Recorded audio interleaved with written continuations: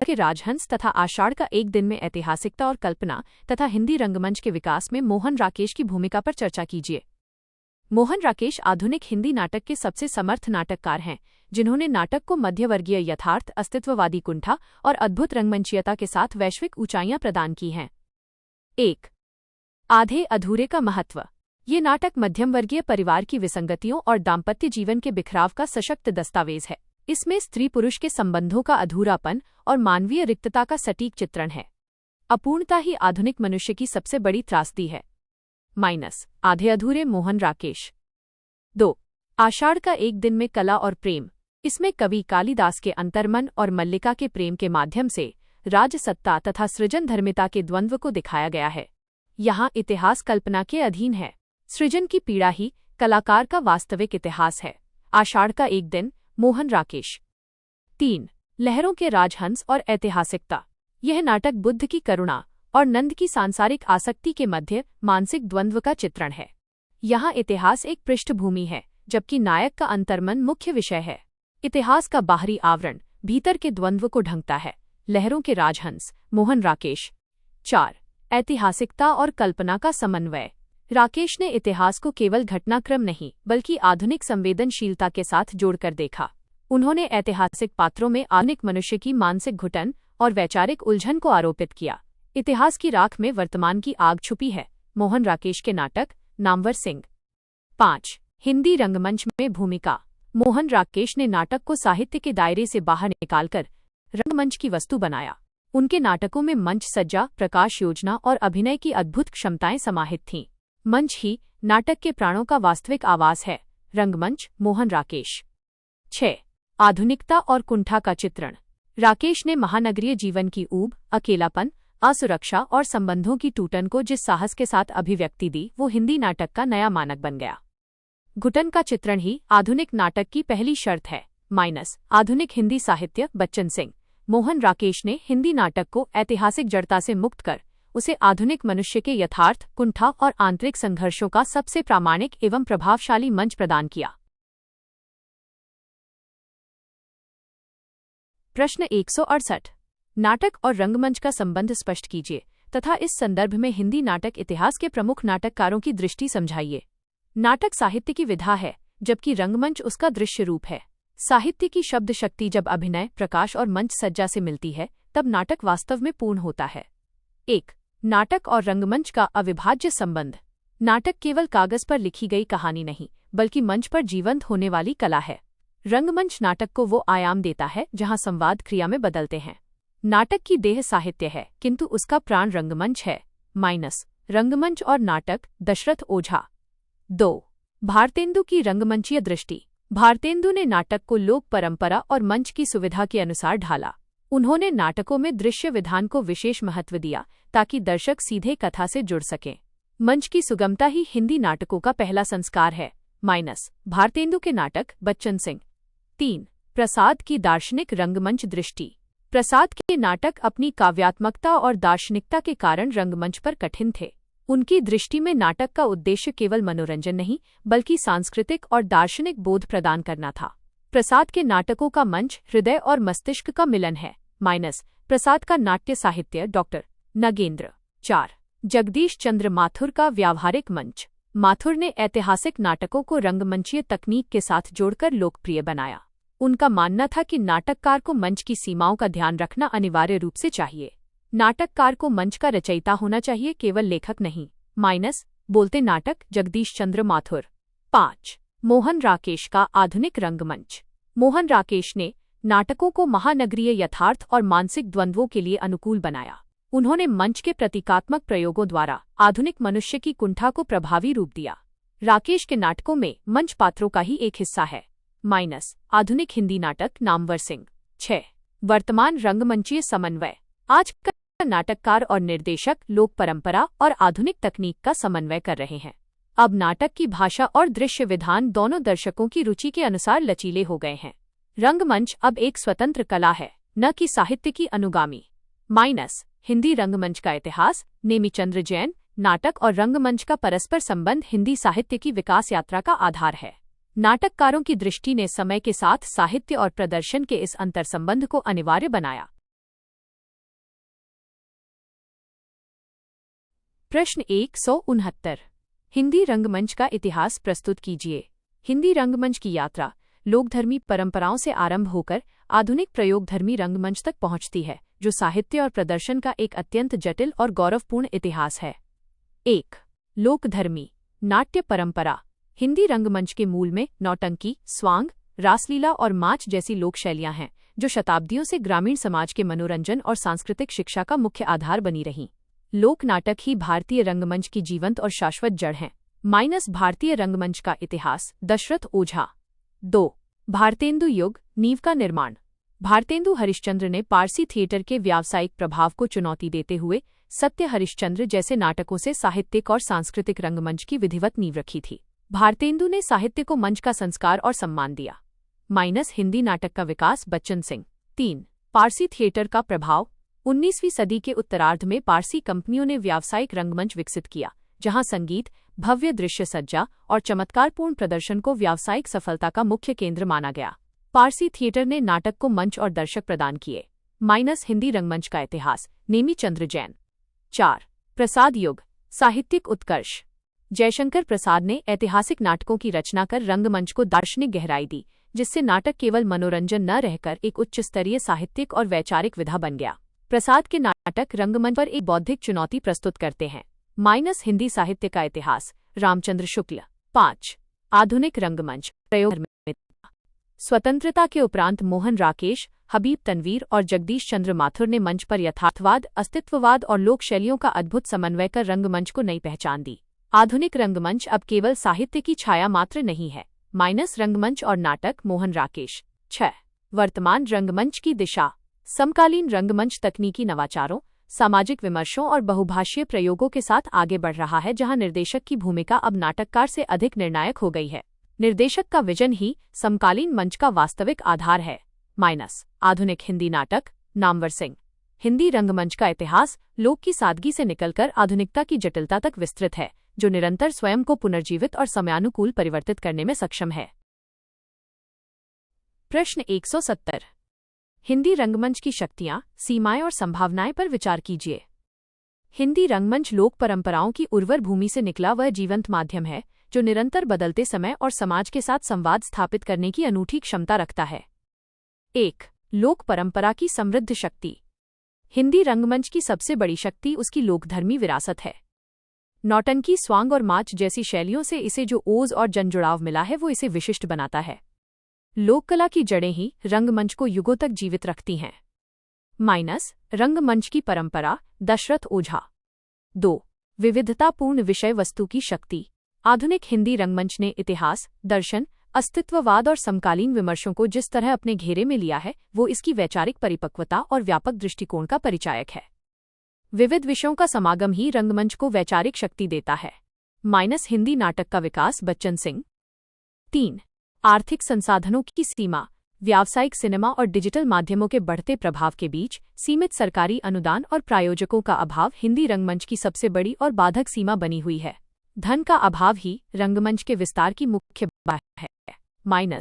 आधुनिक रंगमंच। नेमीचंद्र जैन। 4। रंगमंच संस्कृति की कमी। हिंदी भाषी समाज में अभी भी थिएटर देखने की संस्कृति का अभाव है।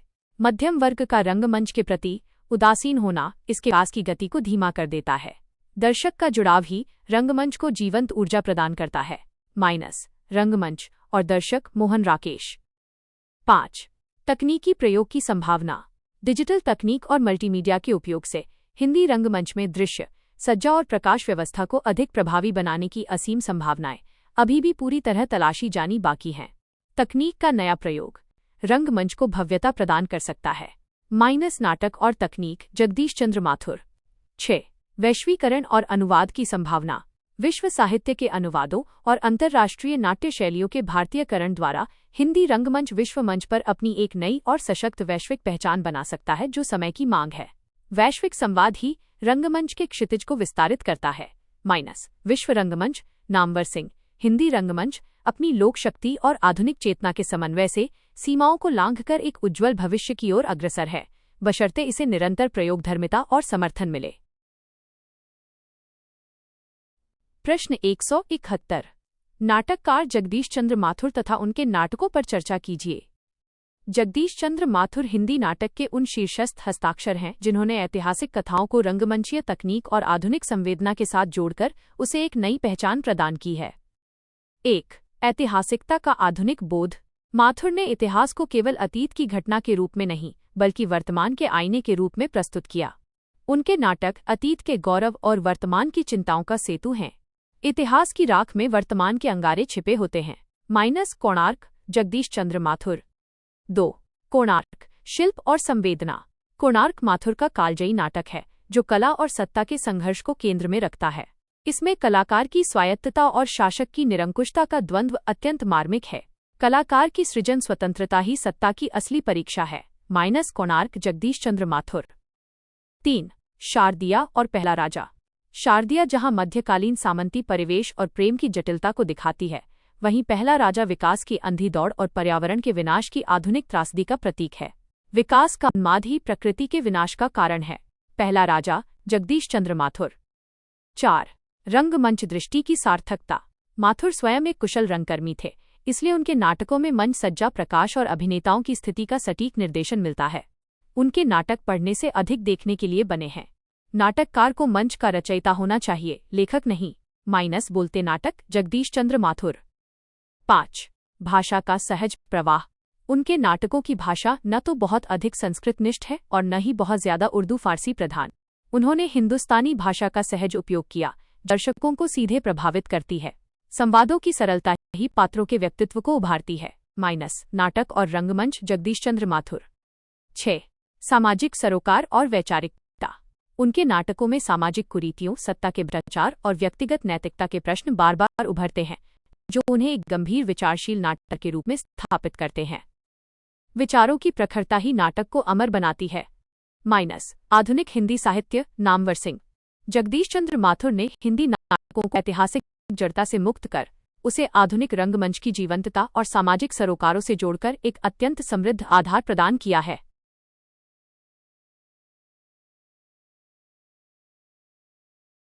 प्रश्न 172। नाटककार एकांकीकार रामकुमार वर्मा तथा उनके नाट्य साहित्य पर चर्चा कीजिए। रामकुमार वर्मा हिंदी एकांकी विधा के जनक और अत्यंत लोकप्रिय नाटककार हैं, जिन्होंने भारतीय इतिहास और संस्कृति के गौरवशाली प्रसंगों को नाट्य रूप देकर उसे गरिमा प्रदान की। 1. एकांकी के प्रवर्तक के रूप में रामकुमार वर्मा ने बादल की मृत्यु 1930 के माध्यम से हिंदी एकांकी की नींव रखी। उन्होंने इस विधा को एक स्वतंत्र, संक्षिप्त और प्रभावपूर्ण साहित्यिक गरिमा प्रदान की। एकांकी ही जीवन के एक क्षण का संपूर्ण दर्शन है। हिंदी एकांकी के जनक डॉक्टर रामकुमार वर्मा। 2. ऐतिहासिक और पौराणिक आधार। उनके नाटकों का मुख्य आधार भारतीय इतिहास के वीर प्रसंग और पौराणिक कथाएं हैं। उन्होंने इतिहास के पात्रों के माध्यम से त्याग, बलिदान और देशभक्ति के आदर्शों को उभारा। इतिहास का गौरव ही राष्ट्र की आत्मा का आधार है। पृथ्वीराज की आंखें, रामकुमार वर्मा। 3. आदर्शवादी और देशभक्तिपूर्ण दृष्टिकोण। वर्मा के नाटकों में आदर्शवाद का पुट अधिक है। वे अपने पात्रों को महान आदर्शों से जोड़कर दर्शकों में राष्ट्र प्रेम और मानवीय मूल्यों के प्रति निष्ठा जगाते हैं। आदर्श ही मनुष्य को महानता की ओर ले जाता है। दीपदान, रामकुमार वर्मा। 4. संवादों की काव्यात्मकता। एक सफल कवि होने के नाते उनके नाटकों के संवादों में भाषा का सौंदर्य और काव्यात्मक लय विद्यमान है। संवाद संक्षिप्त, प्रभावी और पात्रों के अनुकूल अत्यंत सजीव हैं। काव्यात्मक भाषा ही नाटक के भावों को गहराई देती है। एकांकी कला, रामकुमार वर्मा। 5. रंगमंच की दृष्टि से सीमाएं। उनके नाटक और एकांकी मंच की अपेक्षा पाठ्य साहित्य के रूप में अधिक प्रभावशाली हैं। उनकी भाषा की जटिलता और दार्शनिकता कभी कभी रंगमंच पर प्रदर्शन की गति को धीमा कर देती है। मंच की अपेक्षा हृदय का रंगमंच उनके नाटकों का घर है। रंगमंच और एकांकी, डॉक्टर नगेंद्र। 6. मानवीय संवेदनाओं का चित्रण। उनके एकांकियों में केवल इतिहास नहीं बल्कि मानवीय संवेदनाओं की गहरी पड़ताल है। उन्होंने छोटे छोटे दृश्यों में पात्रों की आंतरिक पीड़ा और द्वंद्व को बड़ी कुशलता से चित्रित किया है। संवेदना का स्पर्श ही एकांकी को अमर बनाता है। आधुनिक हिंदी नाटक, नामवर सिंह। रामकुमार वर्मा ने हिंदी एकांकी को एक व्यवस्थित रूप देकर उसे साहित्यिक ऊंचाई प्रदान की। उनके नाटक आज भी देशभक्ति और आदर्शवाद के सर्वश्रेष्ठ उदाहरण के रूप में प्रतिष्ठित हैं।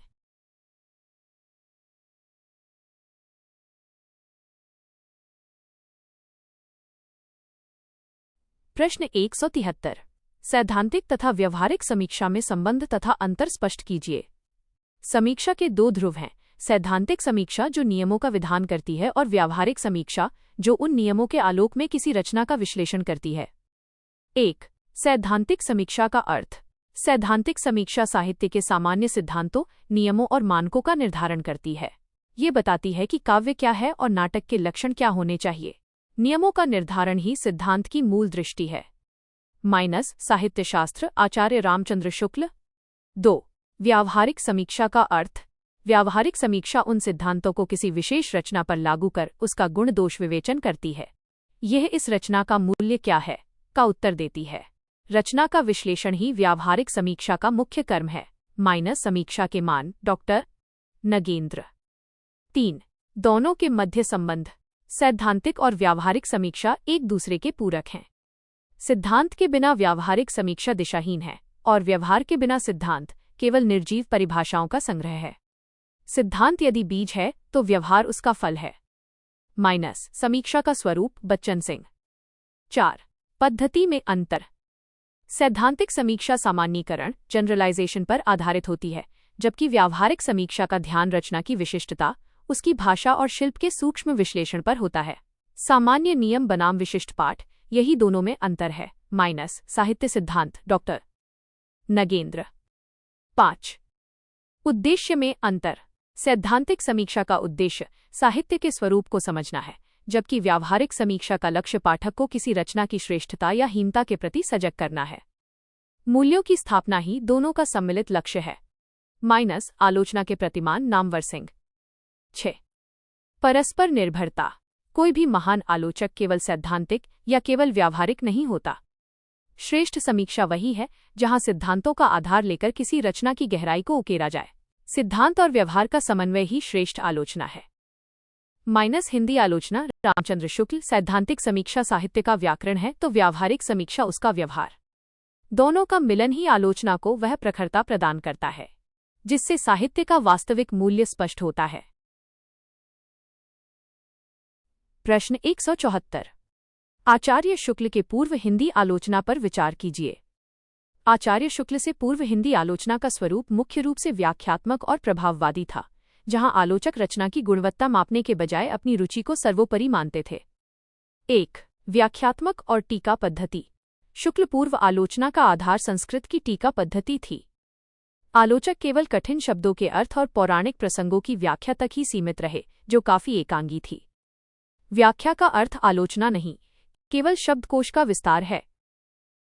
हिंदी आलोचना का विकास, बच्चन सिंह। 2. भारतेंदु युग की आलोचना। भारतेंदु हरिश्चंद्र और उन सहयोगी लेखकों ने पत्रिकाओं के माध्यम से आलोचना की शुरुआत की। यह आलोचना सामाजिक सुधार और राष्ट्रीय चेतना के प्रति अधिक प्रतिबद्ध थी।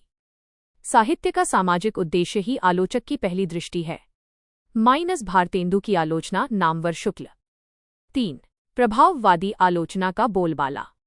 द्विवेदी युग में आलोचक किसी रचना को पढ़कर अपने व्यक्तिगत प्रभाव या पसंद के आधार पर प्रशंसा या निंदा करते थे। इसमें कोई निश्चित मानक या तर्क नहीं थे। व्यक्तिगत रुचि का वर्चस्व ही प्रभाववादी आलोचना की सीमा है। हिंदी आलोचना का इतिहास, विश्वनाथ त्रिपाठी। 4. सैद्धांतिक मानकों का अभाव। इस काल तक हिंदी में आलोचना के कोई स्पष्ट और ठोस सैद्धांतिक आधार नहीं थे। आलोचक पाश्चात्य और संस्कृत के नियमों के मिश्रण का अस्पष्ट प्रयोग करते रहे थे। मानकों का अभाव ही आलोचना को दिशाहीन बनाता है। आलोचना के प्रतिमान, नामवर सिंह। 5. महावीर प्रसाद द्विवेदी का योगदान। महावीर प्रसाद द्विवेदी ने आलोचना को भाषा संस्कार और व्याकरणिक शुद्धता से जोड़ा। उन्होंने रचनाकारों को अनुशासित किया, जो शुक्ल पूर्व आलोचना का सबसे सकारात्मक पक्ष साबित हुआ। भाषा की शुद्धि ही आलोचना का प्रथम सोपान है। द्विवेदी युग की आलोचना, डॉक्टर नगेंद्र। 6. मिश्रबंधु और ऐतिहासिक दृष्टि।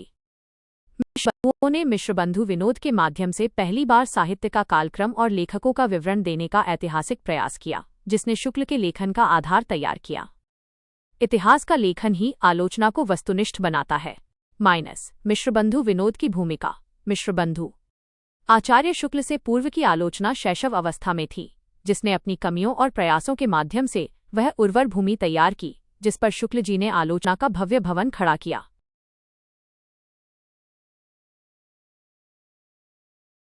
प्रश्न 175। द्विवेदी युगीन आलोचना की तुलनात्मक समीक्षा कीजिए। द्विवेदी युगीन आलोचना ने प्रभाववादी व्याख्याओं को त्याग कर भाषा परिष्कार, नैतिकता और तर्कसंगत मानकीकरण की वो सुदृढ़ नींव रखी, जिसने हिंदी आलोचना को वैज्ञानिक एवं अनुशासित दिशा प्रदान की। 1. भाषा संस्कार और व्याकरणिक शुद्धता। इस युग की आलोचना का मुख्य केंद्र भाषा की शुद्धि थी। आचार्य महावीर प्रसाद द्विवेदी ने रचनाओं की भाषागत त्रुटियों पर प्रहार कर लेखकों में सचेतता का संचार किया। भाषा की शुद्धि ही साहित्य की योग्यता है। सरस्वती की भूमिका, महावीर प्रसाद द्विवेदी। 2. नैतिकता और उपदेशात्मकता का आग्रह। द्विवेदी युगीन आलोचना में साहित्य को लोक हितकारी और उपदेशात्मक होने पर बल दिया गया। अश्लीलता या नैतिकता विरोधी रचनाओं का इस काल में कठोर विरोध किया गया। साहित्य का लक्ष्य केवल मनोरंजन नहीं, लोक शिक्षा होना चाहिए। आलोचना की दृष्टि, महावीर प्रसाद द्विवेदी। 3. प्रभाववाद से तार्किकता की ओर। जहां पूर्ववर्ती आलोचना आलोचक की व्यक्तिगत रुचि, प्रभाववाद पर टिकी थी, वहीं इस युग में तर्कों और सिद्धांतों के आधार पर रचना के परखने की प्रवृत्ति विकसित हुई। व्यक्तिगत रुचि के स्थान पर तर्कपूर्ण विश्लेषण अनिवार्य है। द्विवेदी युगीन आलोचना, डॉक्टर नगेंद्र। 4. तुलनात्मक आलोचना का सूत्रपात। इसी युग में पद्म सिंह शर्मा और मिश्र बंधुओं ने तुलनात्मक आलोचना की शुरुआत की। तुलसी और बिहारी की श्रेष्ठता को लेकर हुए विवाद ने आलोचना को तुलनात्मक गहराई प्रदान की। तुलना ही दो कवियों के गुण दोष स्पष्ट करने का साधन है। तुलनात्मक आलोचना, पद्म सिंह शर्मा। 5. ऐतिहासिक दृष्टि का उदय। मिश्र बंधुओं ने कवियों के जीवन वृत्त और कालक्रम का व्यवस्थित विवरण देकर आलोचना में ऐतिहासिक दृष्टि का समावेश किया, जो आगे चलकर शुक्ल जी के इतिहास का आधार बना। इतिहास का व्यवस्थित लेखन ही आलोचना को वस्तुनिष्ठ बनाता है। मिश्र बंधु विनोद, मिश्र बंधु। 6. द्विवेदी युगीन आलोचना की सीमा। इस काल की आलोचना कभी कभी अत्यधिक नैतिकतावादी और नीरस हो गई थी। कलात्मक सौंदर्य के स्थान पर उसने उपदेश को अधिक महत्व दिया, जिससे रचना की सहजता प्रभावित हुई। नैतिकता का अति आग्रह ही कलात्मकता के विकास में बाधक है। हिंदी आलोचना का विकास, बच्चन सिंह। द्विवेदी युगीन आलोचना ने साहित्य को प्रभाववादी अराजकता से मुक्त कर उसे मर्यादा, व्याकरण और तर्क के कठोर अनुशासन में ढालकर एक परिपक्व साहित्यिक चेतना का निर्माण किया।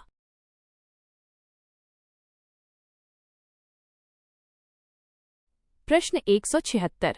आचार्य शुक्ल की सैद्धांतिक एवं व्यवहारिक समीक्षा पद्धति पर विचार कीजिए तथा हिंदी साहित्यालोचना के इतिहास में उनके योगदान को स्पष्ट कीजिए। आचार्य रामचंद्र शुक्ल हिंदी आलोचना के आधार स्तंभ हैं, जिन्होंने भारतीय काव्यशास्त्र और पाश्चात्य दृष्टि के समन्वय से एक तर्कसंगत, वैज्ञानिक और तटस्थ आलोचना पद्धति विकसित की थी। 1. सैद्धांतिक समीक्षा। लोकमंगल। शुक्ल जी की सैद्धांतिक दृष्टि का केंद्र लोकमंगल है। उन्होंने चिंतामणि के निबंधों में काव्य को हृदय की मुक्तावस्था माना, जहां रसात्मक अनुभूति ही सर्वोपरि है। काव्य की पूर्ण अनुभूति ही हृदय की मुक्तावस्था है। चिंतामणि, रामचंद्र शुक्ल। 2. व्यावहारिक समीक्षा। वस्तुनिष्ठता। व्यावहारिक धरातल पर शुक्ल जी ने कवियों के मूल भावों की सूक्ष्म मनोवैज्ञानिक पड़ताल की। भ्रमरगीत सार और तुलसीदास की समीक्षा में उनका विश्लेषण अत्यंत सटीक एवं तार्किक है। कवि की अंतः प्रकृति का सूक्ष्म विश्लेषण ही सच्ची आलोचना है। सूरदास, रामचंद्र शुक्ल। 3. रसात्मकता और मनोवैज्ञानिक आधार। शुक्ल जी ने आलोचना को केवल शब्दों की व्याख्या न मानकर उसे मनोविज्ञान से जोड़ा। उन्होंने पात्रों के मानसिक द्वंद्वों और भावसाम्य के आधार पर कवियों को परखा। भावों का सामंजस्य ही रस की स्थिति बनाता है। काव्य में लोकमंगल, रामचंद्र शुक्ल। 4. ऐतिहासिक दृष्टि का समावेश। उन्होंने हिंदी साहित्य का इतिहास लिखकर आलोचना को कालक्रम और विकासवाद से जोड़ा। उन्होंने साहित्य की धाराओं को जनता की चित्तवृत्ति के साथ जोड़कर ऐतिहासिकता प्रदान की। जनता की चित्तवृत्ति ही साहित्य के स्वरूप का निर्धारण करती है। हिंदी साहित्य का इतिहास, रामचंद्र शुक्ल। 5. आलोचना का मानकीकरण। शुक्ल जी ने हिंदी आलोचना को प्रभाववाद की अराजकता से मुक्त कर ठोस मानदंड दिए। उन्होंने तर्क, इतिहास और काव्यशास्त्र के मेल से एक अनुशासित समीक्षा पद्धति निर्मित की। तर्क और अनुभूति का संतुलन ही आलोचना का प्राण है। शुक्ल जी की आलोचना दृष्टि, नामवर सिंह। 6. साहित्यालोचना में योगदान। शुक्ल जी ने हिंदी आलोचना को वो प्रौढ़ता दी कि इसके बाद का हर आलोचक किसी न किसी रूप में शुक्ल जी से टकराकर या उनके साथ आगे बढ़ा है। हिंदी आलोचना का केंद्र सदैव शुक्ल जी का साहित्य रहेगा। माइनस हिंदी आलोचना का इतिहास। डॉक्टर नगेंद्र आचार्य शुक्ल ने हिंदी आलोचना को शैशव से निकालकर परिपक्वता प्रदान की, जिससे वो विश्वस्तरीय मानकों के अनुरूप एक गरिमामयी विधा के रूप में स्थापित हो सकी। प्रश्न 177। स्वच्छंदतावादी समीक्षा पर विचार कीजिए।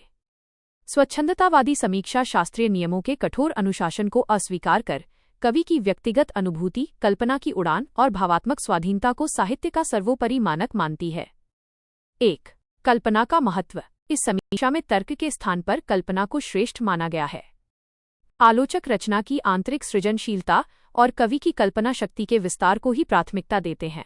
कल्पना ही कवि की वह शक्ति है जो सत्य को सुंदर बनाती है। माइनस स्वच्छंदतावाद और आलोचना। डॉक्टर नगेंद्र। 2. व्यक्ति निष्ठता और अनुभूति। स्वच्छंदतावादी समीक्षक रचना को नियमों की कसौटी पर परखने के बजाय स्वयं पर पड़ने वाले उसके प्रभाव और कवि की निजी संवेदनाओं के प्रति अधिक संवेदनशील होते हैं। अनुभूति की तीव्रता ही कला की श्रेष्ठता का एकमात्र प्रमाण है। माइनस स्वच्छंदतावाद। नामवर सिंह। 3. नियमों का विरोध। यह समीक्षा पद्धति संस्कृत या पाश्चात्य काव्यशास्त्र के जड़ नियमों को तोड़कर अपनी नई राह चुनती है। इसमें परंपरा से अधिक मौलिकता और सहजता पर बल दिया जाता है। नियम तो बंधन हैं जिन्हें तोड़कर ही कला खिलती है। माइनस हिंदी साहित्य का आदिक इतिहास। बच्चन सिंह। 4. प्रकृति और मानव संबंध। इस समीक्षा में प्रकृति को केवल पृष्ठभूमि नहीं बल्कि कवि के अंतर्मन का प्रतिबिंब माना गया है। प्रकृति के प्रति लगाव स्वच्छंदतावादी आलोचना का एक प्रमुख विषय रहा है। प्रकृति और कवि का तादात्म्य ही काव्य का असली सौंदर्य है। माइनस स्वच्छंदतावादी काव्य। रामविलास शर्मा। 5. स्वाधीनता का आग्रह। स्वच्छंदतावादी समीक्षक किसी भी प्रकार की वैचारिक सीमाओं या सामाजिक दबावों को नकारते हैं। वे लेखक की वैयक्तिक स्वतंत्रता को साहित्य की सबसे बड़ी शक्ति मानते हैं। स्वतंत्र चिंतन ही सृजन का एकमात्र अनिवार्य आधार है। माइनस आलोचना की नई दिशा। विश्वनाथ त्रिपाठी। 6. सौंदर्य की नवीन परिभाषा। यह समीक्षा पद्धति बाहरी अलंकारों के बजाय आंतरिक सौंदर्य और भाव सौंदर्य को महत्व देती है। यह बाह्य रूप के स्थान पर भावों की सहजता को सौंदर्य का मानदंड मानती है। सौंदर्य बाह्य नहीं, हृदय की आंतरिक अवस्था का नाम है। माइनस स्वच्छंदतावाद का सौंदर्य। डॉक्टर नगेंद्र। स्वच्छंदतावादी समीक्षा ने हिंदी आलोचना को नियमों की बेड़ियों से मुक्त कर व्यक्तिनिष्ठ संवेदनाओं को जो स्थान दिया, उसने साहित्य को अधिक मानवीय और जीवंत बना दिया।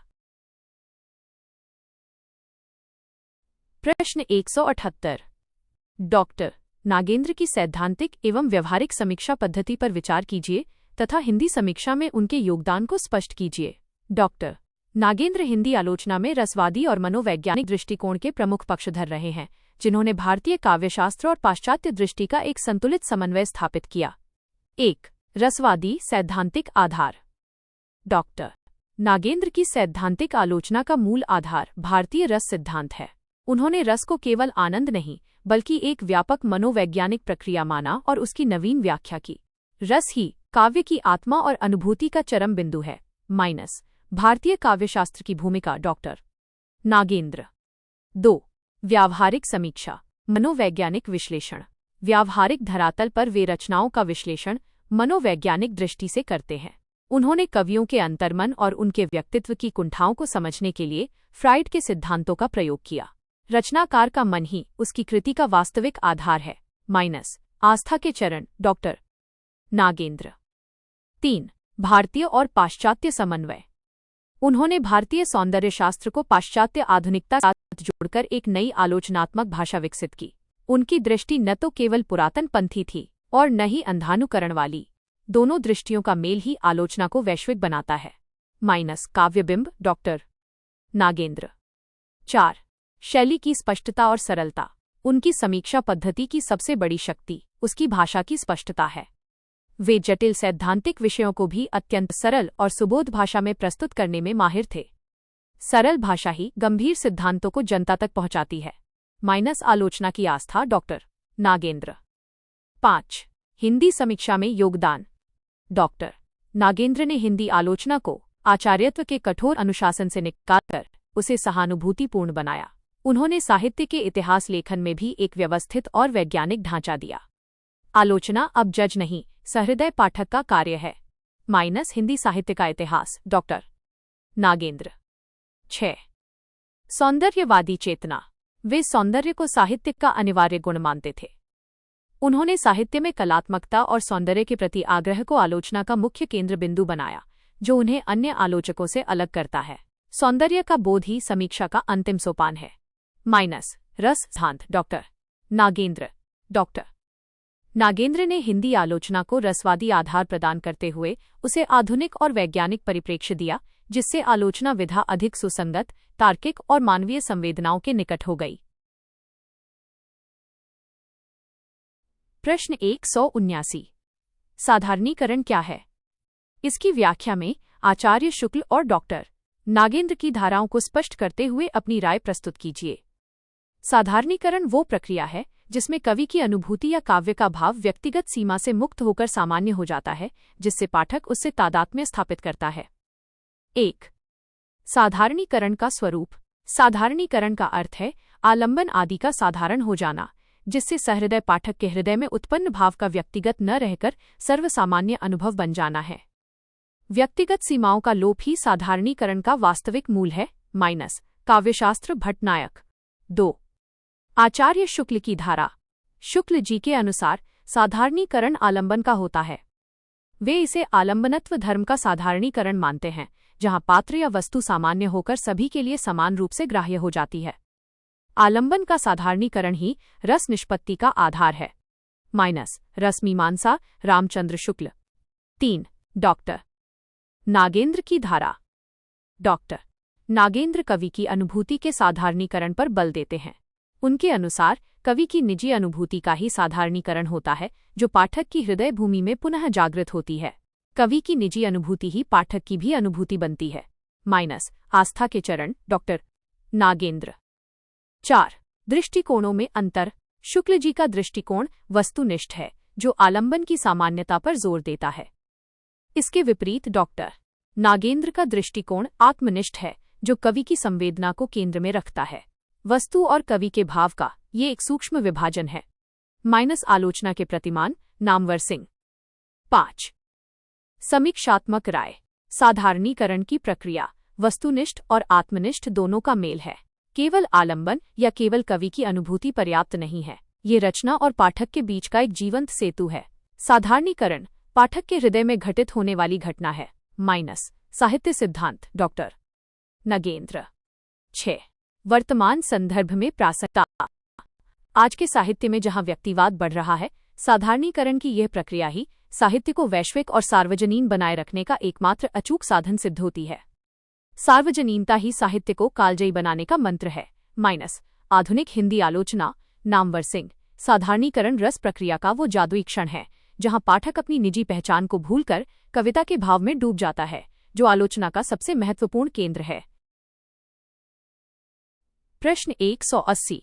प्रतिवादी समीक्षा पर विचार कीजिए। प्रगतिवादी समीक्षा साहित्य को सामाजिक यथार्थ के प्रति प्रतिबद्ध मानती है, जहां साहित्य का मुख्य उद्देश्य शोषित वर्ग की पीड़ा को मुखर कर क्रांति का आह्वान करना है। 1. वर्ग संघर्ष का आधार। प्रगतिवादी आलोचना मार्क्सवादी दर्शन पर आधारित है, जो साहित्य को वर्ग संघर्ष का साधन मानती है।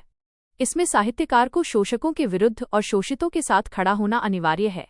साहित्य वर्ग स्वार्थों का नहीं, बल्कि वर्ग संघर्ष का दर्पण है।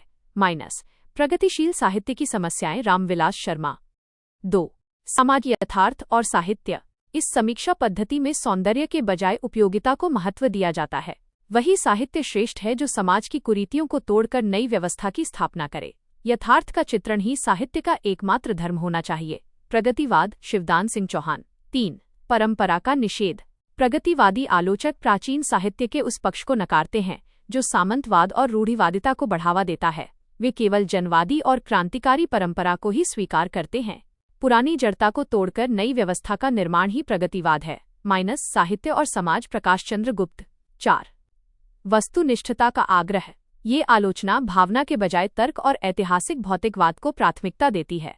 यहाँ लेखक की वैयक्तिक प्रतिभा से अधिक उसके सामाजिक दृष्टिकोण का महत्व अधिक होता है। लेखक का दृष्टिकोण ही उसके साहित्य की सार्थकता है। माइनस प्रगतिवादी आलोचना, नामवर सिंह। 5. कला। कला के लिए नहीं। मार्क्सवादी आलोचक कला के लिए के सिद्धांत को खारिज करते हैं। उनके अनुसार कला हमेशा समाज के प्रति जवाबदेह होनी चाहिए और उसे परिवर्तन का वाहक बनना चाहिए। कला केवल आनंद नहीं, समाज बदलने का एक औजार है। मार्क्सवादी आलोचना, मुक्तिबोध। 6. प्रगतिवादी आलोचना की सीमा। प्रगतिवादी समीक्षा कभी कभी अत्यधिक वैचारिक आग्रह के कारण नारेबाजी में बदल जाती है, जिससे साहित्य की कलात्मकता और सौंदर्य पक्ष गौण या उपेक्षित होने लगता है। वैचारिकता का अति आग्रह ही कलात्मक सौंदर्य का हनन है। हिंदी आलोचना। डॉक्टर नगेंद्र प्रगतिवादी समीक्षा ने हिंदी आलोचना को कोरे भावुकतावाद से निकालकर यथार्थवादी और सामाजिक सरोकारों से जोड़ा, जिससे साहित्य आम आदमी के संघर्षों का सच्चा और सशक्त स्वर बन सका।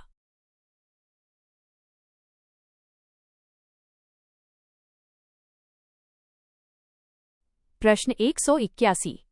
डॉक्टर रामविलास शर्मा की सैद्धांतिक एवं व्यवहारिक समीक्षा पद्धति स्पष्ट कीजिए तथा हिंदी समीक्षा में उनके योगदान पर चर्चा कीजिए।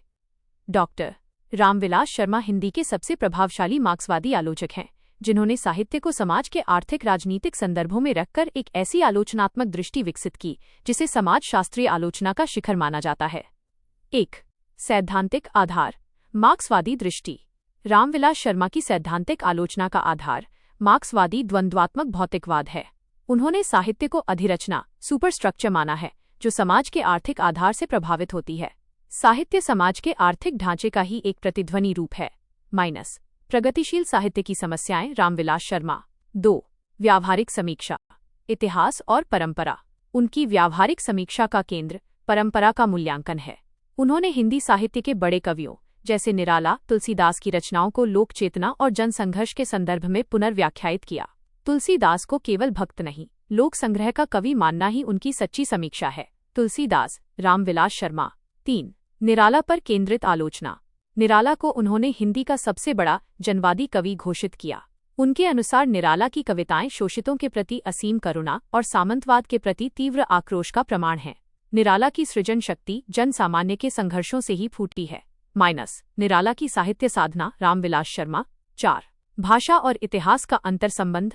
उन्होंने भाषा को वर्ग चेतना से जोड़कर देखा।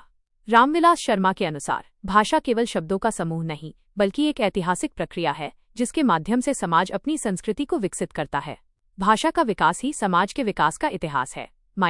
भाषा और समाज। रामविलास शर्मा। 5. हिंदी समीक्षा में योगदान। उन्होंने हिंदी आलोचना को प्रभाववाद और कोरे रसवाद से निकालकर उसे तर्क, इतिहास और सामाजिक यथार्थ की ठोस जमीन दी। उनकी दृष्टि में आलोचक को पार्टीबंदी से ऊपर उठकर राष्ट्रहित में साहित्य को परखना चाहिए। तटस्थता के नाम पर सामाजिक यथार्थ से आंखें नहीं चुराई जा सकती। आस्था के चरण। रामविलास शर्मा।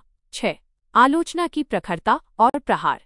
उनकी समीक्षा पद्धति में वैचारिक प्रखरता है। वे अपनी बात को अत्यंत स्पष्ट और प्रभावशाली ढंग से रखते हैं। उन्होंने स्थापित साहित्यिक मिथकों को तोड़ने में कभी संकोच नहीं किया। आलोचक का कार्य केवल प्रशंसा करना नहीं, सत्य को साहस से कहना है। परंपरा का मूल्यांकन। रामविलास शर्मा। डॉक्टर रामविलास शर्मा ने हिंदी समीक्षा को एक व्यवस्थित मार्क्सवादी वैज्ञानिक पद्धति दी। उनके योगदान के बिना हिंदी साहित्य का आधुनिक आलोचनात्मक इतिहास अधूरा है।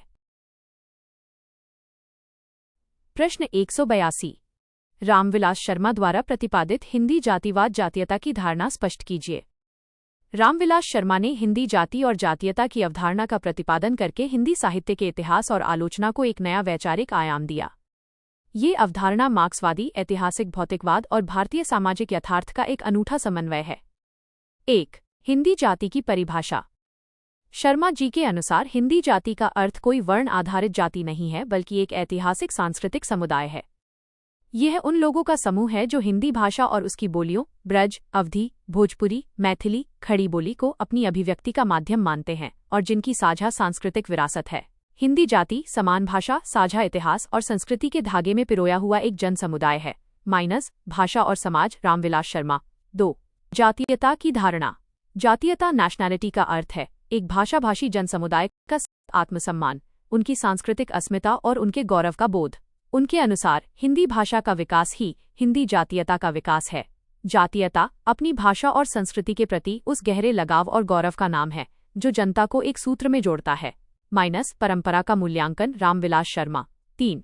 इतिहास और जनसंघर्ष। उन्होंने हिंदी जातीयता को इतिहास के पन्नों में खोजा। उनके अनुसार भक्तिकाल का साहित्य तुलसी, कबीर, जायसी हिंदी जातीयता का स्वर्णकाल था, जहां जनता अपनी भाषा और संस्कृति के माध्यम से सामंती अत्याचारों के विरुद्ध खड़ी हुई थी। भक्तिकाल का साहित्य हिंदी जातीयता के आत्मसम्मान का सबसे बड़ा दस्तावेज है। तुलसीदास रामविलास शर्मा। 4.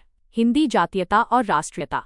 शर्मा जी का मानना था कि हिंदी जातीयता का विकास भारतीय राष्ट्रीयता के निर्माण का अनिवार्य हिस्सा है।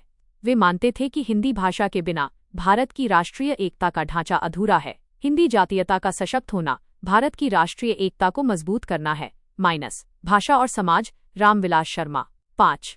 साम्राज्यवाद और सामंतवाद का विरोध।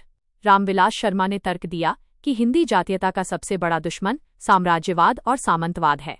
उन्होंने बार बार ये रेखांकित किया कि कैसे ये शक्तियां हिंदी भाषा और उसकी संस्कृति को कमजोर करके जनता को विभाजित करना चाहती हैं। सामंतवाद विरोधी संघर्ष ही हिंदी जातीयता के विकास का आधार है। निराला की साहित्य साधना। रामविलास शर्मा। 6. अवधारणा की आलोचनात्मक भूमिका। इस धारणा ने आलोचना को एक नई दृष्टि दी। अब साहित्य को केवल रस या सौंदर्य के पैमाने पर नहीं, बल्कि ये देखा जाने लगा कि वो साहित्य हिंदी जातीयता के विकास में कितना सहायक है और वो शोषित जनता की आवाज को कितना मुखर करता है। साहित्य का मूल्य उसकी जनसंपृक्ति और जातीय अस्मिता की रक्षा में निहित है। हिंदी जाति का साहित्य। रामविलास शर्मा। रामविलास शर्मा द्वारा प्रतिपादित यह अवधारणा हिंदी साहित्य को उसके भाषाई और सांस्कृतिक मूल से जोड़ती है। उनके अनुसार हिंदी जाति का गौरवशाली भविष्य उसकी भाषा, संस्कृति और उसके इतिहास के सही मूल्यांकन में ही सुरक्षित है।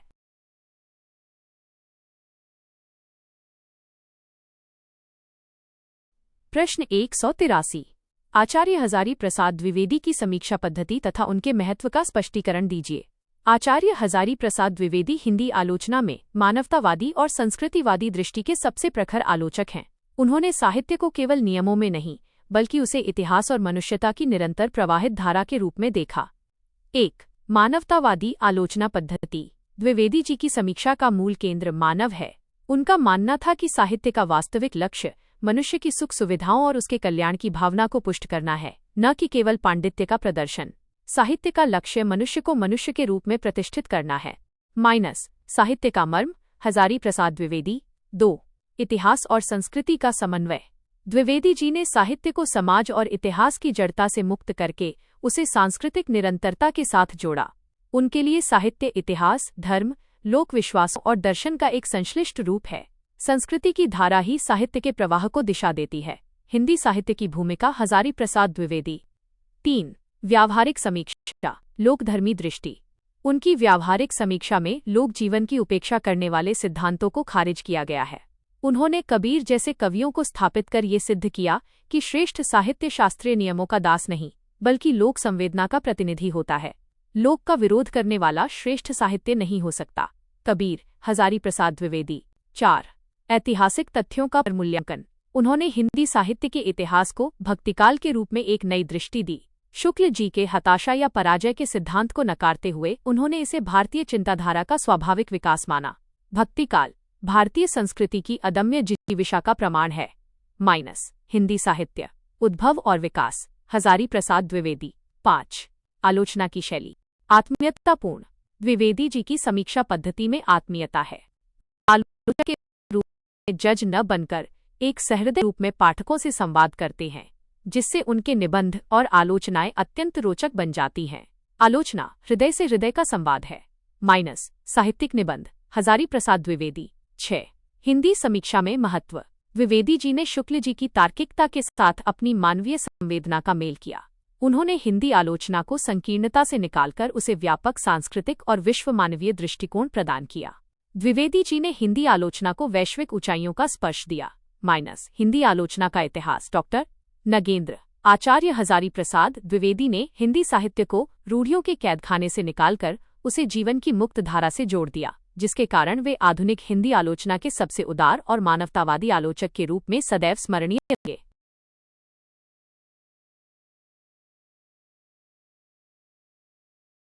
प्रश्न 184। हिंदी की मनोविश्लेषणवादी समीक्षा पर विचार कीजिए। हिंदी की मनोविश्लेषणवादी समीक्षा साहित्य को केवल सामाजिक या दार्शनिक धरातल पर नहीं, बल्कि रचनाकार और पात्रों की अचेतन मन, अनकॉन्शियस माइंड की ग्रंथियों और दमित इच्छाओं के माध्यम से समझने की एक महत्वपूर्ण पद्धति है। 1. आधार। फ्राइड, एडलर और जुंग। ये समीक्षा पद्धति मुख्य रूप से सिगमंड फ्राइड के मनोविश्लेषणवाद, दमन, काम ग्रंथि, अल्फ्रेड एडलर, हीनता ग्रंथि और कार्ल जुंग सामूहिक अचेतन के सिद्धांतों पर टिकी है। साहित्य मनुष्य के अचेतन मन की प्रतिध्वनि है। मनोविश्लेषण और साहित्य डॉक्टर नगेंद्र। 2. पात्रों के अंतर्मन का विश्लेषण। इस समीक्षा में आलोचक पात्रों के बाहरी व्यवहार के पीछे छिपे मानसिक कारणों को खोजते हैं। यहाँ पात्र की क्रियाएं तार्किक नहीं बल्कि उसकी दमित कुंठाओं और बचपन के अनुभवों का परिणाम होती हैं। पात्र का बाह्य व्यक्तित्व उसके अचेतन का मुखौटा है। पात्र और विश्लेषण अज्ञेय। 3. रचनाकार के मानस की पड़ताल। मनोविश्लेषणवादी समीक्षक रचना को रचनाकार के आत्म प्रकाशन या उसकी मानसिक कुंठाओं का उपचार मानते हैं। वे साहित्य को लेखक के दिवस्वप्न डे ड्रीम के रूप में देखते हैं। लेखक के निजी द्वंद्व ही उसके पात्रों में प्रतिफलित होते हैं। साहित्य और मनोविज्ञान इलाचंद्र जोशी। 4. हिंदी में प्रवर्तक और विकास। हिंदी में इस पद्धति के विकास में इलाचंद्र जोशी, अज्ञेय, डॉक्टर नगेंद्र और देवराज उपाध्याय का महत्वपूर्ण योगदान है। उन्होंने पात्रों के मानसिक विश्लेषण को आलोचना की मुख्यधारा से जोड़ा। पात्रों की मनोवैज्ञानिक गहराई ही आधुनिक उपन्यास की पहचान है। हिंदी उपन्यास एक मनोवैज्ञानिक दृष्टि इलाचंद्र जोशी। 5. विषय वस्तु कुंठा और अकेलापन। इस समीक्षा के केंद्र में आधुनिक मनुष्य का अकेलापन, मोहभंग, काम संबंधी जटिलताएं और अस्तित्ववादी संकट है। ये समीक्षक समाज के बजाय व्यक्ति के भीतर की दुनिया को अधिक महत्व देते हैं। बाह्य समाज के बजाय व्यक्ति का अंतःपुर ही समीक्षा का केंद्र है। अस्तित्ववाद और मनोवैज्ञानिक समीक्षा देवराज उपाध्याय। 6. समीक्षात्मक सीमाएं। मनोविश्लेषणवादी समीक्षा की सबसे बड़ी सीमा यह है कि ये साहित्य को केवल बीमारी या ग्रंथियों का परिणाम मानकर उसकी सामाजिक सांस्कृतिक व्यापकता को गौण कर देती है। मनोविज्ञान का अति आग्रह साहित्य के सामाजिक स्वरूप को नष्ट कर देता है। हिंदी आलोचना नामवर सिंह। मनोविश्लेषणवादी समीक्षा ने हिंदी आलोचना को पात्रों की आंतरिक जटिलताओं को समझने की वैज्ञानिक दृष्टि दी, जिससे साहित्य का विश्लेषण अधिक गहरा और सूक्ष्म हो गया। प्रश्न 185। नई समीक्षा न्यू क्रिटिसिज्म पर विचार कीजिए। नई समीक्षा न्यू क्रिटिसिज्म मूलतः 20वीं सदी के पूर्वार्ध में विकसित एक पाश्चात्य आलोचनात्मक आंदोलन है, जो रचनाकार के जीवन, ऐतिहासिक परिवेश या सामाजिक प्रभाव के बजाय रचना को ही आलोचना का एकमात्र केंद्र मानता है। 1. पाठ केंद्रित टेक्स्ट सेंट्रिक दृष्टिकोण। नई समीक्षा की सबसे बड़ी विशेषता इसका पाठ केंद्रित होना है। इसके अनुसार रचनाकार का क्या उद्देश्य था या उसके समय की परिस्थितियां क्या थीं, ये अप्रासंगिक है। जो कुछ भी है वो पाठ टेक्स्ट के भीतर है। पाठ ही सब कुछ है, उससे बाहर कुछ भी आलोचना का विषय नहीं। नई समीक्षा टी.एस. एलियट के सिद्धांतों के आलोक में। 2. वस्तुनिष्ठता का आग्रह ऑब्जेक्टिविटी। यह पद्धति रचना के प्रति आलोचक की व्यक्तिगत भावनाओं या प्रभाववादी व्याख्याओं को नकारती है। आलोचक को एक वैज्ञानिक की भांति केवल पाठ की संरचना, भाषा और प्रतीकों का विश्लेषण करना चाहिए। आलोचना रचना की एक वस्तुनिष्ठ व्याख्या होनी चाहिए। नई समीक्षा के सिद्धांत क्लिंथ ब्रूक्स। 3. भाषा और शिल्प का सूक्ष्म विश्लेषण। नई समीक्षा में कैसे कहा गया है, शिल्प क्या कहा गया है, तथ्य से अधिक महत्वपूर्ण है। इसमें शब्दों के चयन, विरोधाभास, पैराडॉक्स, विडंबना, आयरनी और बिंब विधान का बारीकी से अध्ययन किया जाता है। काव्य की भाषा सामान्य भाषा से भिन्न एक जटिल संरचना है। नई समीक्षा आइए। रिचर्ड्स। 4. साहित्यिक स्वायत्तता ऑटोनॉमी ऑफ लिटरेचर। यह धारा मानती है कि साहित्य एक स्वतंत्र विधा है। इसे इतिहास, समाजशास्त्र या मनोविज्ञान के चश्मे से नहीं देखा जाना चाहिए। साहित्य का मूल्य उसके भीतर के आंतरिक सौंदर्य में निहित है। साहित्य एक स्वायत्त संसार है जिसका अपना स्वतंत्र सत्य है। नई समीक्षा एलन टेट। 5. हिंदी में प्रभाव। हिंदी में नई समीक्षा का सीधा प्रभाव नई कविता के दौर में पड़ा। अज्ञेय, मुक्तिबोध, शिल्प विश्लेषण के संदर्भ में और डॉक्टर नगेंद्र की कुछ समीक्षा दृष्टियों में इसका प्रभाव स्पष्ट देखा जा सकता है। हिंदी आलोचना में भाषा शिल्प की सूक्ष्मता का श्रेय नई समीक्षा को जाता है। आलोचना के नए प्रतिमान नामवर सिंह। 6. समीक्षात्मक सीमाएं। नई समीक्षा की सबसे बड़ी सीमा ये है कि ये साहित्य को एक निर्जीव वस्तु, आर्टिफैक्ट बना देती है। ऐतिहासिक संदर्भ और सामाजिक सरोकारों को पूरी तरह नकारने के कारण यह पद्धति कभी कभी अत्यंत संकीर्ण और नीरस हो जाती है। सामाजिक संदर्भों का निषेध ही इस पद्धति की सबसे बड़ी कमजोरी है। आधुनिक हिंदी आलोचना रामविलास शर्मा। नई समीक्षा ने आलोचना को भावुकता और प्रभाववाद से मुक्त कर उसे शिल्प केंद्रित और वैज्ञानिक आधार प्रदान किया, जिससे साहित्य के पाठ, टेक्स्ट का विश्लेषण करने की एक नई और गहरी दृष्टि विकसित हुई। प्रश्न 186। हिंदी समीक्षा के नए मुहावरे पर विचार कीजिए। हिंदी समीक्षा में नए मुहावरे से तात्पर्य उस आलोचनात्मक भाषा, दृष्टि और शब्दावली से है जो 20वीं सदी के उत्तरार्ध में पारंपरिक शास्त्रीय, रस, अलंकार और शुक्ल युगीन आलोचना से भिन्न आधुनिक युग की जटिलताओं को समझने के लिए विकसित हुई। 1. मुहावरे का अर्थ और तात्पर्य। साहित्यिक संदर्भ में मुहावरा केवल भाषा नहीं, बल्कि वह वैचारिक ढांचा है जिसके माध्यम से आलोचक रचना को देखता और परखता है। नया मुहावरा पुराने मानदंडों, जैसे केवल नैतिकता या रस को तोड़कर नई संवेदनाओं के साथ जुड़ता है। आलोचना का मुहावरा बदलना वास्तव में दृष्टि का बदलना है। आलोचना के नए प्रतिमान नामवर सिंह। 2. वस्तुनिष्ठता और संरचनावाद। नए मुहावरे ने प्रभाववादी व्याख्याओं को छोड़कर संरचनात्मक विश्लेषण, स्ट्रक्चरल एनालिसिस को अपनाया। अब आलोचक रचना को एक इकाई के रूप में देखता है, जहां हर शब्द और प्रतीक का अपना अर्थतंत्र है। रचना को एक स्वतंत्र संरचना के रूप में पढ़ना नए मुहावरे की विशेषता है। साहित्य के प्रतिमान डॉक्टर नगेंद्र। 3. सामाजिक और राजनीतिक प्रतिबद्धता। नया मुहावरा केवल सौंदर्य तक सीमित नहीं है, बल्कि इसमें प्रतिबद्धता, कमिटमेंट की शब्दावली प्रमुख है। मार्क्सवादी और जनवादी आलोचकों ने वर्ग चेतना, शोषक शोषित और साम्राज्यवाद जैसे शब्दों का प्रयोग कर आलोचना को राजनीतिक अर्थ दिए। साहित्य और राजनीति का अंतर्संबंध ही नए मुहावरे का आधार है। प्रगतिशील साहित्य रामविलास शर्मा। 4. अस्तित्ववाद और मनोविश्लेषण का प्रभाव। अस्तित्ववाद, मोहभंग और कुंठा जैसे शब्दों ने हिंदी समीक्षा में प्रवेश किया। अकेलापन, विस्थापन, एलियनेशन, असंगति, अब्सर्डिटी जैसे शब्द अब रचना के मूल्यांकन में प्रमुख मानक बन गए हैं। आधुनिक मनुष्य की कुंठा ही नए मुहावरे का मुख्य विषय है। अज्ञे की आलोचना दृष्टि। 5. उत्तर आधुनिक विमर्श और विखंडन।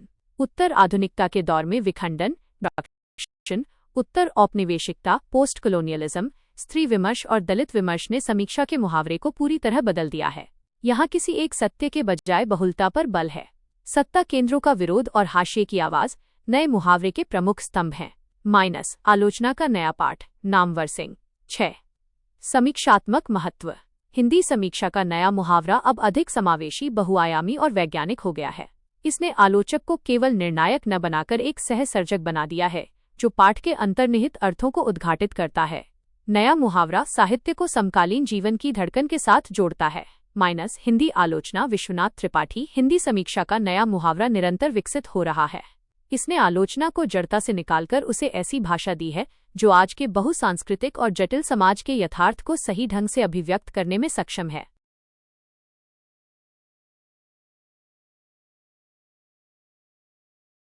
प्रश्न 188। हिंदी समीक्षा और उत्तर आधुनिकता पर विचार कीजिए। हिंदी समीक्षा में उत्तर आधुनिकता, पोस्ट मॉडर्निज्म का प्रवेश 20वीं सदी के अंतिम दशकों में हुआ।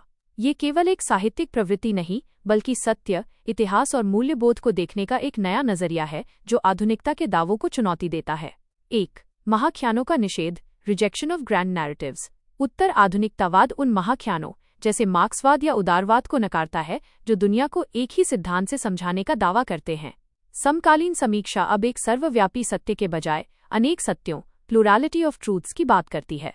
कोई एक बड़ा सिद्धांत अब पूरे यथार्थ को नहीं समेट सकता।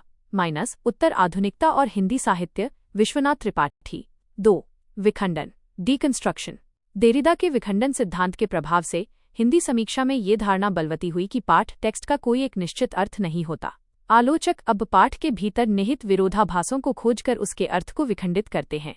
अर्थ स्थिर नहीं, वह पाठ के भीतर निरंतर विस्थापित होता रहता है। उत्तर आधुनिक विमर्श, परमानंद श्रीवास्तव।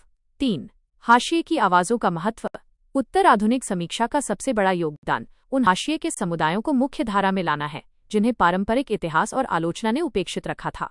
दलित, स्त्री और आदिवासी विमर्शों ने इसी दृष्टि से शक्ति प्राप्त की है। सत्ता केंद्रों को तोड़ना और हाशिए की आवाजों को सुनना ही समकालीन समीक्षा का धर्म है। विमर्श और आलोचना नामवर सिंह। 4. इतिहास की पुनर्व्याख्या। ये समीक्षा इतिहास को एक रैखिक लिनियर विकास न मानकर उसे अनेक व्याख्याओं का संजाल मानती है। यह उन तथ्यों को खंगालती है जिन्हें आधिकारिक इतिहास ने दबा दिया था। इतिहास अब एक नहीं, बल्कि अनेक इतिहासों का समागम है। इतिहास और उत्तर आधुनिकता मैनेजर पांडेय। 5. अंतर्विषयता, इंटरडिसिप्लिनैरिटी। उत्तर आधुनिक समीक्षा पद्धति में साहित्य, समाजशास्त्र, मनोविज्ञान, राजनीति और संस्कृति का एक साथ उपयोग किया जाता है। यहाँ समीक्षा अब केवल साहित्यिक न रहकर सांस्कृतिक अध्ययन कल्चरल स्टडीज बन गई है। साहित्य को जीवन के संपूर्ण संदर्भों के बिना समझना अधूरा है। समकालीन समीक्षा डॉक्टर नगेंद्र। 6. हिंदी समीक्षा पर प्रभाव और चुनौतियां।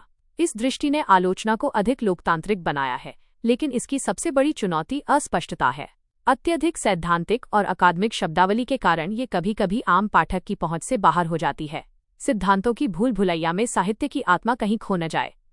आलोचना के प्रतिमान रामविलास शर्मा। उत्तर आधुनिकता ने हिंदी समीक्षा को एक खुलापन दिया है, जहां किसी भी स्थापित सत्य को चुनौती दी जा सकती है। ये आलोचना को एक जड़ ढांचे से निकालकर उसे निरंतर संवाद और विमर्श की जीवंत प्रक्रिया में बदल रही है।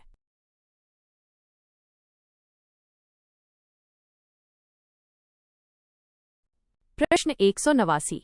हिंदी समीक्षा पर पश्चात आधुनिक पोस्ट मॉडर्न समीक्षा पद्धति का कितना प्रभाव है, स्पष्ट कीजिए। हिंदी समीक्षा में पश्चात आधुनिकता पोस्ट मॉडर्निज्म का प्रभाव किसी एक विधा तक सीमित न रहकर विचार प्रक्रिया और दृष्टि के संपूर्ण कायाकल्प के रूप में दिखाई देता है।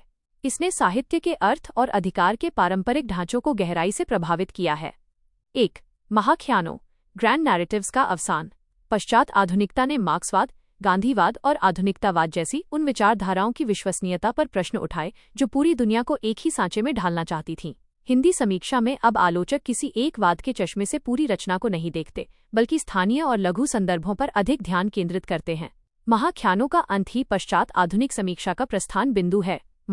उत्तर आधुनिकता संदर्भ और विमर्श परमानंद श्रीवास्तव। 2. पाठ केंद्रित विखंडन डिकंस्ट्रक्शन।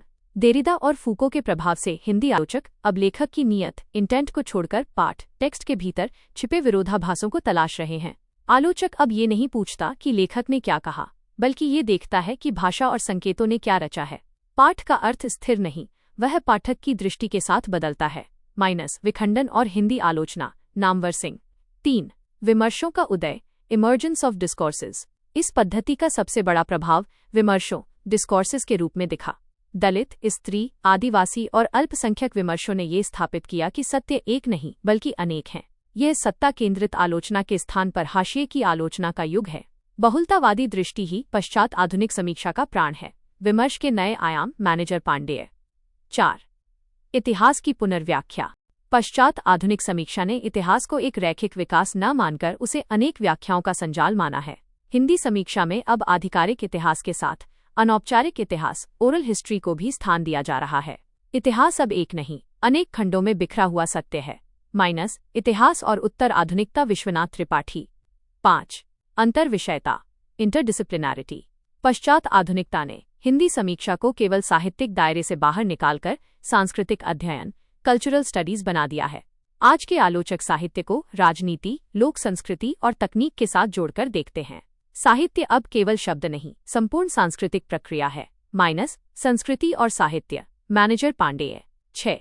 समीक्षात्मक प्रभाव का मूल्यांकन। जहां इस पद्धति ने आलोचना को संकीर्णता से मुक्त कर उसे लोकतांत्रिक और बहुआयामी बनाया है, वहीं इसका नकारात्मक प्रभाव भी पड़ा है। अत्यधिक जटिल और अकादमिक शब्दावली के कारण आलोचना आम पाठकों से कट गई है। अत्यधिक बौद्धिकता साहित्य की सहजता के लिए एक चुनौती है। समीक्षा के मान डॉक्टर नगेंद्र। निष्कर्षतः हिंदी समीक्षा पर पश्चात आधुनिक पद्धति का प्रभाव गहरा और व्यापक है। इसने आलोचना को निर्णायक की भूमिका से हटाकर संवाद की भूमिका में ला खड़ा किया है, जिससे साहित्य की व्याख्या के अब अनंत द्वार खुल गए हैं।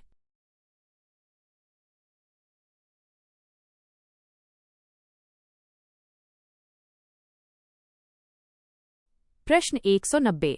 शुक्ल पूर्व युग के निबंध पर चर्चा कीजिए। आचार्य रामचंद्र शुक्ल के पदार्पण 1920 से पूर्व का काल हिंदी निबंध साहित्य के शैशव और निर्माण का काल है। ये युग निबंध विधा के स्वरूप निर्धारण और विकास का आधार तैयार करने वाला युग था। 1. निबंध विधा का उदय। हिंदी निबंध का वास्तविक सूत्रपात भारतेंदु युग में हुआ। निबंध उस समय निबंध न कहकर लेख या विचार के रूप में पत्र पत्रिकाओं में छपते थे। इसका मुख्य उद्देश्य समाज सुधार और राष्ट्रीय चेतना का प्रचार करना था। निबंध का जन्म पत्रकारिता की गोद में हुआ। हिंदी निबंध का विकास डॉक्टर नगेंद्र। 2. भारतेंदु युग निबंध की आधारशिला। भारतेंदु हरिश्चंद्र और उनके सहयोगी लेखकों प्रताप नारायण मिश्र, बालकृष्ण भट्ट ने निबंध को एक नई दिशा दी। इस दौर के निबंध व्यक्तिनिष्ठ, सब्जेक्टिव और आत्मीय थे, जिनमें लेखक का व्यक्तित्व झलकता था। व्यक्ति की सरलता और भाषा का अपनापन ही भारतेंदु युग की विशेषता है। माइनस हिंदी साहित्य का इतिहास आचार्य रामचंद्र शुक्ल। 3. बालकृष्ण भट्ट और प्रताप नारायण मिश्र। बालकृष्ण भट्ट को हिंदी का एडिसन और प्रताप नारायण मिश्र को स्टील कहा जाता है। भट्ट जी के निबंधों में वैचारिक गंभीरता और मिश्र जी के निबंधों में हास्य व्यंग्य तथा तन्मयता प्रधान थी। जहां भट्ट जी के निबंधों में चिंतन है, वहीं मिश्र जी के निबंधों में हृदय की सरसता है। माइनस हिंदी निबंध लेखन बच्चन सिंह। 4. द्विवेदी युग, मानकीकरण का काल। महावीर प्रसाद द्विवेदी ने निबंध को प्रभाववादी अराजकता से निकालकर व्याकरणिक शुद्धता और तर्कसंगतता प्रदान की। उन्होंने निबंध को ज्ञानवर्धक और उपदेशात्मक बनाया। भाषा का संस्कार ही द्विवेदी जी के निबंधों का मुख्य उद्देश्य था। माइनस सरस्वती और निबंध नामवर सिंह। 5. निबंध का वर्णनात्मक और विवरणात्मक स्वरूप। शुक्ल पूर्व युग में निबंधों का बड़ा हिस्सा इतिहास, भूगोल और समाजशास्त्र के वर्णनात्मक विषयों पर केंद्रित था। निबंधकार तथ्यों को सरल भाषा में जनता तक पहुंचाना अपना धर्म मानते थे। जानकारी देना ही निबंधकार का प्राथमिक कर्तव्य माना गया।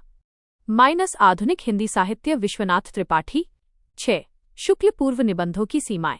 शुक्ल जी के आने से पहले निबंधों में सैद्धांतिक गहराई और सूक्ष्म मनोवैज्ञानिक विश्लेषण का अभाव था। निबंध अक्सर या तो बहुत भावुक थे या बहुत नीरस उपदेशात्मक।